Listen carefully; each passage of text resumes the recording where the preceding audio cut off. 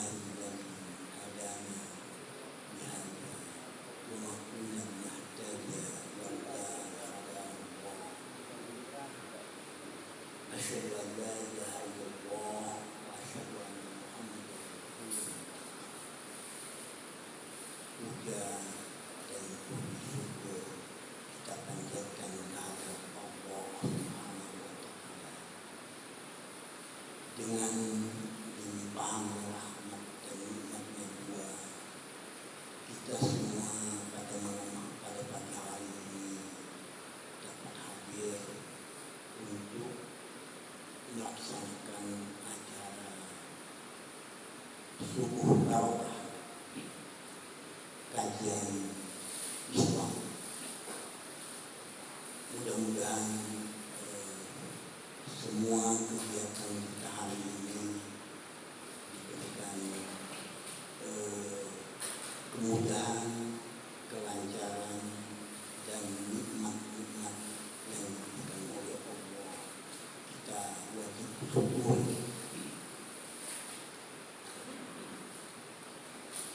Hadirin yang terhormat,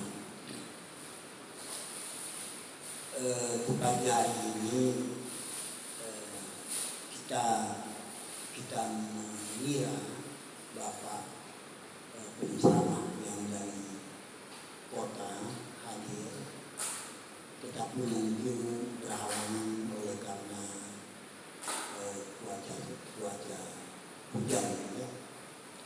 Dan untung saya sudah bersiap-siap juga antisipasi kalau beliau tidak hadir saya bisa menggantikannya. Hadirin yang terhormat, sebenarnya cuaca hujan ini itu suatu tanda nikmat yang diberikan Allah kepada kita. Salah satu doa yang pasti terjawab oleh Allah adalah kita berdoa pada waktu hujan.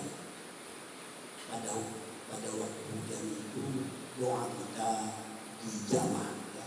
Salah satu doa yang akan dijabah oleh Allah. Baiklah Bapak, kita masuk ke acara kajian kita. Kita isi. Mudah-mudahan kita semua mendapat rahmat Allah. Hadirin yang terhormat, tema kajian kita hari ini adalah ridho Allah. Hadirin yang terhormat, kalau kita mengharapkan ridho Allah, yang pertama kita jaga ibadah.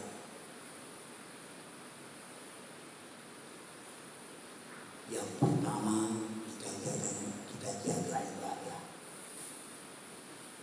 Ibadah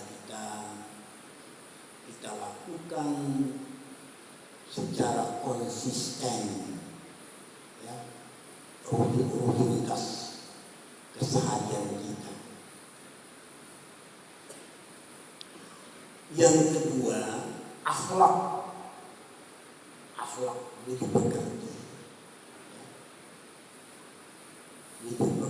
kita dalam keseharian kita,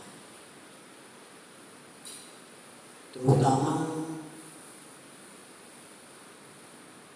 sesama kita. Jadi budi pekerti ini memang harus baik, ya. Tata cara kita, sopan santun kita, tata bicara kita. Hadirin yang terhormat, pembuktian ibadah itu, pembuktian dari ibadah itu kama arsalna bikum rasul, kama arsalna bikum rasul. Benarnya ibadah akan terlihat dari akhlak. Jadi benarnya ibadah kita itu bisa kita monitor langsung, akan terlihat dalam akhlak. Jadi kalau kita akhlak bagus, baik, itu insya Allah berarti ibadah itu baik.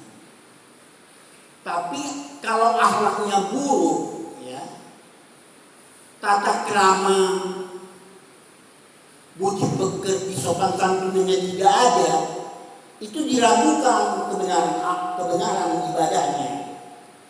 Misalnya sering menggunjing, sering memaki, sering memojokkan orang lain, sering meremehkan orang lain, merendahkan orang lain, itu berarti tata krama kita, sopan santun kita tidak ada.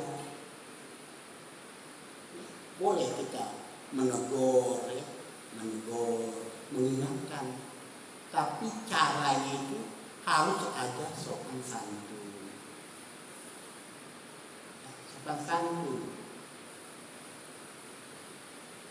Kita lihat situasi dan kondisi. Hadirin yang berhormat,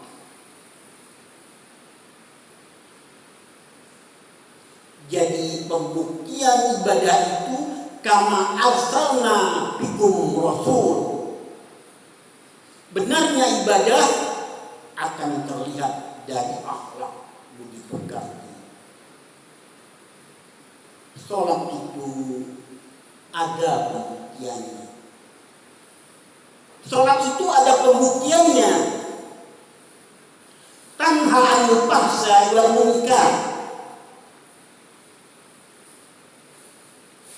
Inna sholata tanha anil fahsya'i wal munkar.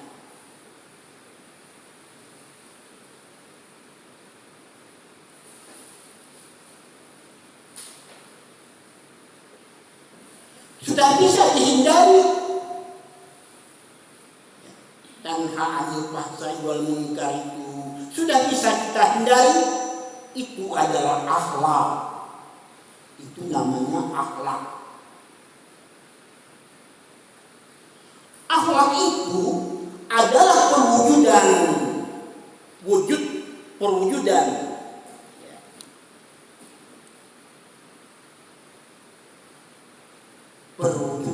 dan ibadah. Kalau kita sudah bisa mewujudkan, kalau kita sudah bisa mewujudkannya, ada pengaruh yang positif kepada jiwa kita.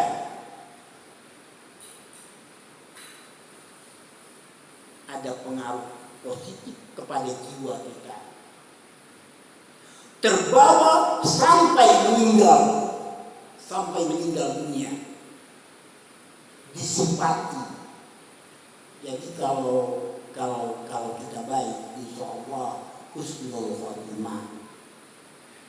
Tapi kalau kita tidak baik, itu bisa-bisa su'ul khotimah. Husnul khotimah berakhir dengan baik, su'ul khotimah berakhir dengan hal-hal yang buruk. Hadirin yang terhormat, apa tujuan Allah menyuruh kita sholat? Apa tujuan Allah menyuruh kita sholat?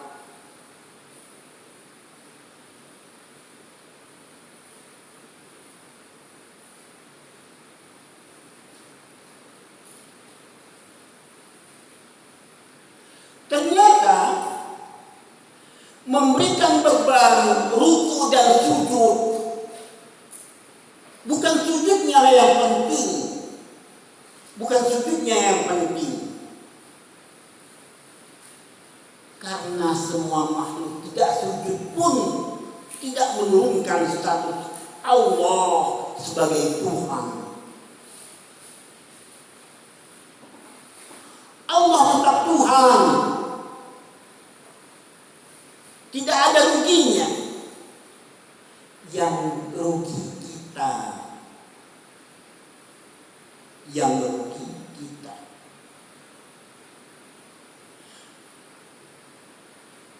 Disuruh sujud dan ruku, ternyata ditunggu.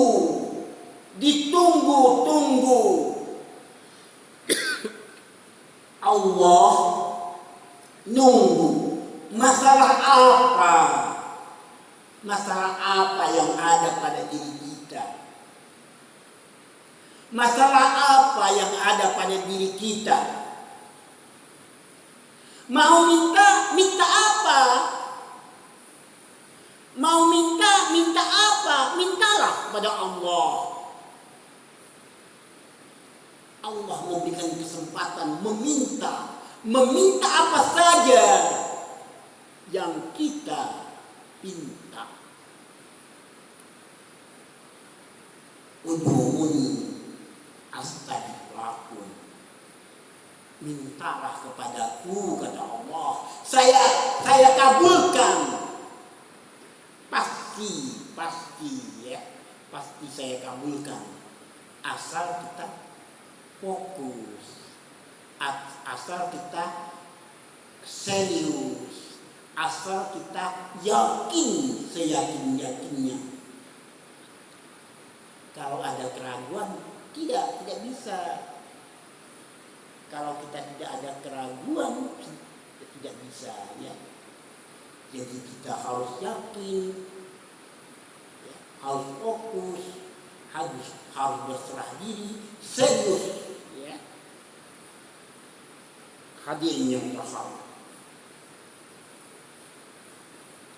Karena itu di dalam ilmu fikih, bapak-bapak buka semua kitab fikih, sholat itu secara bahasa disebut doa. Jadi sholat itu secara bahasa disebut doa. Nama lain dari sholat adalah doa. Bapak-bapak, saya kira cukup di sini saja dulu ya. Kita akhiri, wabillahi taufiq wal hidayah.